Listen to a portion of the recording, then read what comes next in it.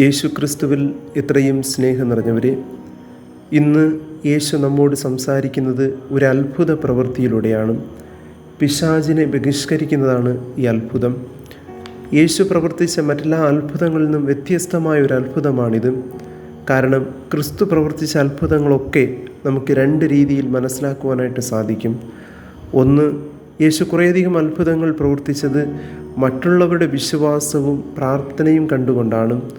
ഉദാഹരണം, തളർവാദ രോഗിയെ സുഖപ്പെടുത്തുന്നത് തളർവാദ രോഗി യേശുവിൻ്റെ അടുക്കലേക്ക് കൊണ്ടുവന്നവരുടെ വിശ്വാസം കണ്ടുകൊണ്ടാണ്.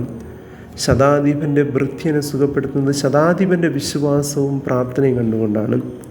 മറ്റൊരു തരത്തിലുള്ള അത്ഭുതം എന്ന് പറയുന്നത് അത്ഭുതം ആവശ്യമുള്ളവരുടെ ജീവിതത്തിൽ വിശ്വാസവും പ്രാർത്ഥനയും കണ്ടുകൊണ്ടാണ്. ഉദാഹരണത്തിന്, കുഷ്ഠരോഗിയെ സുഖപ്പെടുത്തുന്നത് കുഷ്ഠരോഗി യേശുവിനടുക്കൽ വന്ന് താണു വണങ്ങി ചോദിക്കുന്നുണ്ട്, അങ്ങേക്ക് മനസ്സുണ്ടെങ്കിൽ എന്നെ ശുദ്ധനാക്കാൻ കഴിയും. ഒരു അന്ധനായ ഒരു മനുഷ്യനെ സുഖപ്പെടുത്തുമ്പോൾ ആ അന്ധനായ മനുഷ്യൻ തന്നെ യേശുവിൻ്റെ അടുക്കൽ വന്ന് ചോദിക്കുന്നുണ്ട്, കർത്താവേ, പാപിയായ എൻ്റെ മേൽ കനിയണമെന്ന്. അപ്രകാരം ഒന്നുകിൽ മറ്റുള്ളവരുടെ വിശ്വാസം കണ്ടുകൊണ്ട്, അല്ലെങ്കിൽ അത്ഭുതങ്ങൾ ആവശ്യമുള്ളവരുടെ ജീവിതത്തിൽ വിശ്വാസം കണ്ടുകൊണ്ടും. ഇത് രണ്ടുമല്ലാതെ ഇന്നത്തെ സുവിശേഷത്തിൽ നമുക്ക് കാണുവാനായിട്ട് സാധിക്കുന്നത് യേശു തന്നെ സ്വയമേ ഈ അത്ഭുതം പ്രവർത്തിക്കുന്നതാണ്. എന്തുകൊണ്ടായിരിക്കും ക്രിസ്തുനാഥൻ ഈ അത്ഭുതം സ്വയമേ പ്രവർത്തിച്ചത്? തൻ്റെ ശക്തിയും അധികാരവും മറ്റുള്ളവരുടെ മുന്നിൽ കാണിക്കാൻ വേണ്ടിയായിരിക്കുമോ ക്രിസ്തു ഈ അത്ഭുതം പ്രവർത്തിച്ചത്? ഒരിക്കലുമല്ല. ക്രിസ്തു പ്രവർത്തിച്ച എല്ലാ അത്ഭുതങ്ങൾക്കും പ്രത്യേക ലക്ഷ്യമുണ്ട്. അത് മറ്റൊന്നുമല്ല, മാനസാന്തരം. ദൈവത്തിങ്കിലേക്ക്, ക്രിസ്തുവിങ്കിലേക്ക് അവിടെ ആയിരിക്കുന്നവരെയും അത്ഭുതം സംഭവിക്കുന്നവരുടെ ജീവിതവും തിരികെ കൊണ്ടുവരിക എന്നുള്ളതാണ് ഓരോ അത്ഭുതത്തിൻ്റെയും ലക്ഷ്യം. അത് നമുക്ക് വളരെ വ്യക്തമായിട്ട് മനസ്സിലാക്കുന്നത് പത്രോസിൻ്റെ അമ്മായിയമ്മയെ സുഖപ്പെടുത്തുന്ന സംഭവത്തിലാണ്. അമ്മായിയമ്മയെ സുഖപ്പെടുത്തിയ ഉടൻ അവൾ എഴുന്നേറ്റ് യേശുവിനെ ശുശ്രൂഷിച്ചു എന്നാണ് വചനം രേഖപ്പെടുത്തുന്നത്. എന്ന് പറയുന്നത് അത്ഭുതങ്ങൾ സംഭവിക്കുന്നത് ആ അത്ഭുതത്തിന് ശേഷം നാം മാനസാന്തരത്തിൻ്റെ, സ്നേഹത്തിൻ്റെ, ദൈവീകമായ ഒരു ജീവിതം നയിക്കുക എന്നുള്ളതാണ്.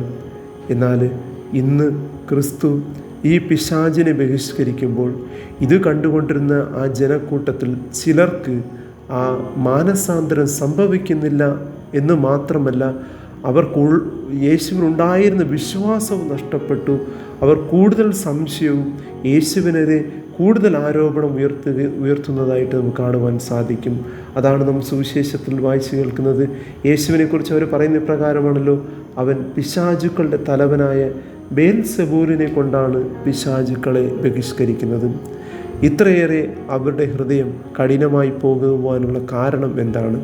യേശു ഈ അത്ഭുതം പ്രവർത്തിച്ചത് അവരുടെ ശിലാഹൃദയം മാംസളമായ ഹൃദയമാക്കി മാറ്റുവാൻ വേണ്ടിയാണ്. എന്നാൽ ഈ അത്ഭുതങ്ങളും ഈ അടയാളങ്ങളും കണ്ടതിന് ശേഷം അവിടെ ഉണ്ടായിരുന്ന ജനക്കൂട്ടത്തിൻ്റെ ശിലാഹൃദയം വീണ്ടും ഉറപ്പുള്ള ഒരു ശിലാഹൃദയമായി മാറി എന്നുള്ളതാണ്. അവർ വീണ്ടും അടയാളങ്ങൾ അന്വേഷിക്കുകയാണ്. ഇതിൽ കൂടുതൽ എന്തടയാളമാണ് ക്രിസ്തുവിന് നൽകുവാൻ സാധിക്കുന്നത്?